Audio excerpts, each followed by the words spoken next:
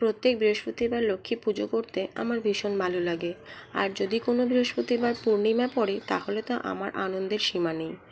কারণ ওই দিন আমি আলতা পরে আর শাড়ি পরে পুজো দিই। বিয়ের আগেও আমি আলতা পরতাম, যেহেতু মাকে দেখতাম। তো এই বৃহস্পতিবারও সেরকমই একটা পূর্ণিমা ছিল, যেদিন কিনা দোল পূর্ণিমা ছিল। তো সকালে উঠে আমি রেডি হয়ে নিলাম।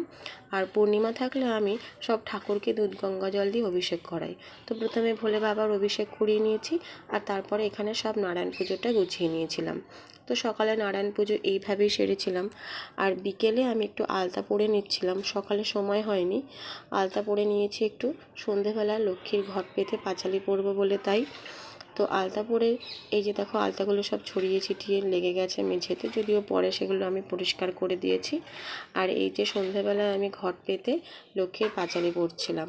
আর এই যে দেখছো রূপোর বাসনগুলো, প্রত্যেক পূর্ণিমাতে এই রূপোর বাসনগুলোতে আমি মা লক্ষ্মীকে আর গোপালকে ভোগ লাগাই। তো সন্ধ্যাবেলায় এই যে আমি লক্ষ্মীর পাঁচালি পরে নিয়েছিলাম, পাঁচালি পরে লক্ষ্মী পুজো কমপ্লিট করলাম। আর পরের দিন সকালে 10:30 নাগাদ গ্রহণ লাগার কথা ছিল। তো সেই জন্য আমি সকালবেলা উঠে খুব তাড়াতাড়ি করে পুজো সেরে নিয়েছিলাম গ্রহণের আগেই, তো যাতে গ্রহণের আগেই পুজো হয়ে যায়। তো ভিডিওটা কয়েকদিন আগেই করেছি, কিন্তু গলার অবস্থা খুব খারাপ বলে দেওয়া হচ্ছিল না। আজকেও খুব বেশি একটা ভালো নেই, তবুও আজকে কষ্ট করে দিলাম। যদিও তোমরা একটু মানিয়ে নিও শুনতে খারাপ লাগলেও। আর তোমরা কারা কারা এরকম আমার মতো নিজে নিজে পুজো করো কমেন্টে জানিও। সুস্থ থেকো।